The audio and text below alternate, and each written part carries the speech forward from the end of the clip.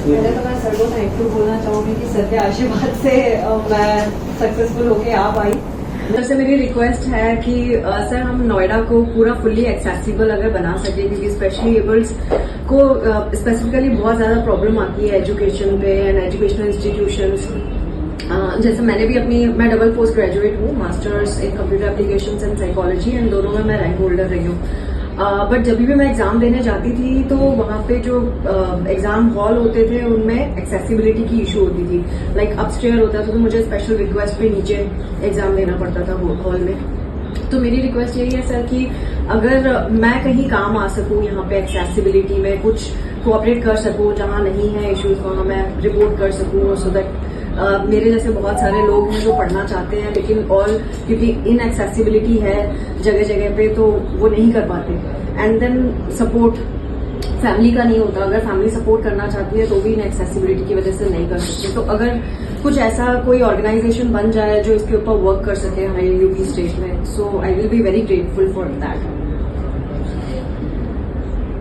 Congratulations Priya, thank you sir. आपने हम सबका मान बढ़ाया है, गौरव बढ़ाया है, और खासतौर पर माता पिता का। उनकी खुशी इससे बड़ी नहीं हो सकती, और तुमने जिंदगी को संजीदगी से जिया है। हमारे प्रधानमंत्री जी ने जब पहली बार शब्द को स्पेशली एबल्ड, और सच तो यह है कि जब जब भगवान कुछ लेता है तो कुछ बड़ी चीज वापस देता है, और वो आपने प्रूव किया है, सिद्ध किया है।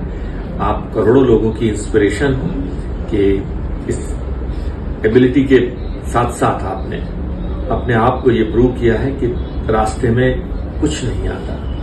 सफलता सबकी ख्वाहिश होती है, इच्छा होती है, लेकिन उस सफलता के पीछे भगवान का आशीर्वाद, भाग्य, माता पिता का आशीर्वाद, उनका सहयोग, अपने सहयोगियों की, अपने साथियों की गुड विशेस, ये सब कुछ मिलकर success is a multifactorial story, and that you have really proved. My heartfelt best wishes and blessings to you, that you are really a role model to millions of the people around the globe. You have proved it.